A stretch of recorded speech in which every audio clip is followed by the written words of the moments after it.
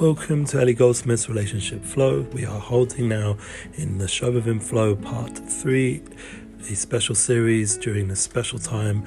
We are holding in the second week of Shovavim. We've already discussed the importance of encouragement in our relationship flow and also focus. Now we are going to the third part, which is to do with prioritization. We do recommend you listen to the first two because they're all connected. Plus, we recommend listening to our Unity Flow podcast and Amuna's Our Future podcast over there in Breath of Israel. Why? Because they all explain different aspects of life.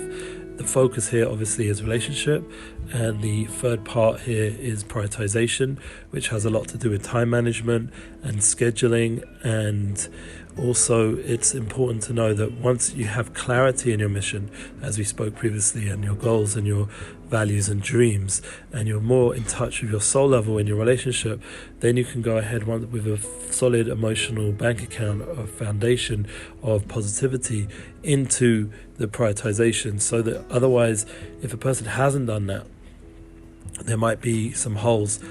So even if you're determined in your way to have a schedule, but if it doesn't include that other person, then you haven't really done your job in the relationship flow. The point is that really the reality of a relationship is that you're really one. Your soulmate is one with you. And just like you don't neglect yourself in terms of, cleaning your body and getting ready and dressing and all the other different things a person gives to themselves, so too with your soulmate, there's a certain level of giving that needs to be done to build that foundation, and that comes on all levels of being, of speech and emotional connection, thinking about each other, and obviously doing nice things for each other, kind things, staging, things we've spoken about that will help build a strong foundation, so that, for example, when a person's in an intimate time of relationship, the foundation has been there the whole way through during the time where you weren't intimate, so that then it's just a manifestation already of what was going on a physical level. It's manifesting physically through intimacy, but it's also manifesting on all the other levels of the relationship. So the point is, in order to really have a strong prioritization in your day, you have to have already done the inner work of values and goals and dreams, plus becoming more kind, more encouraging, more and developed in your emotional bond, and that will give you the strength to then build a schedule that's realistic and real for the marriage and not just for the person themselves. Something which people nowadays I think find very hard. Reality being that people get caught up with their work, for example, or they get caught up with their hobbies or their crew, their friends, or caught up online, whatever it is.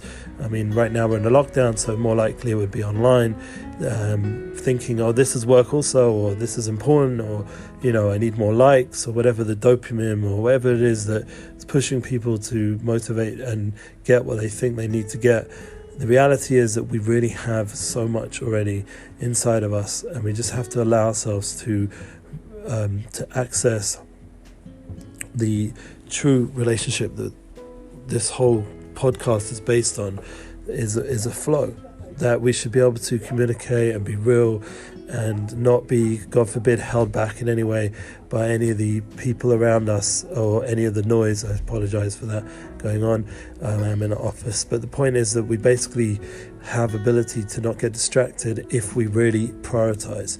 If we prioritize the time of our family, we prioritize the time at work, we prioritize the time online, we prioritize effectively everything we're doing, even our chill time, our relaxing time. Everything has an effective schedule and focus, so that when we're there, we're present. And people call it mindfulness, but as we were listening yesterday to a good documentary called Heal, it would actually be the opposite of mindfulness, and actually the emptying of the mind and allowing oneself to actually be there at that moment. That doesn't mean we don't face ourselves, and that was something that Yahweh Jacobson mentioned very strongly, that in order to bring the divine presence, that godly experience into our daily life, we have to face everything. It's not a matter of suppressing, and to reach certain levels of nullification towards a higher force, we have to realize that comes together with dealing with all our issues, with all our emotional blocks, with all our problems, and that will obviously make a lot of space in our schedule.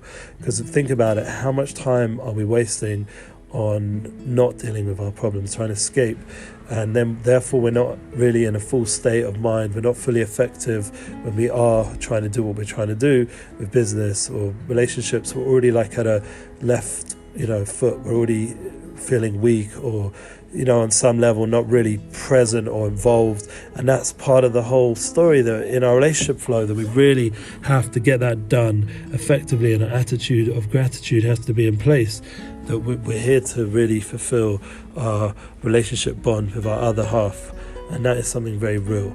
So I pray that as we're ending today's relationship flow, that we'll actually start going through our schedule in a real way and putting down different foundational points of what's priority, what is first, comes first, like family first, or right now I have to be on this business call and give that person full quality connection. And it's not an easy thing to do. The more we once again work through our emotions, we real with ourselves, face our issues, the more we'll be able to be there, especially with our relationships and especially with our soulmate. The more we're present, the more they'll feel it, the more they'll connect, and it will be quality, not quantity, and that will give us a much more effective schedule. So I pray that we get there, we reach that quality and not quantity experience, and that together we go forward.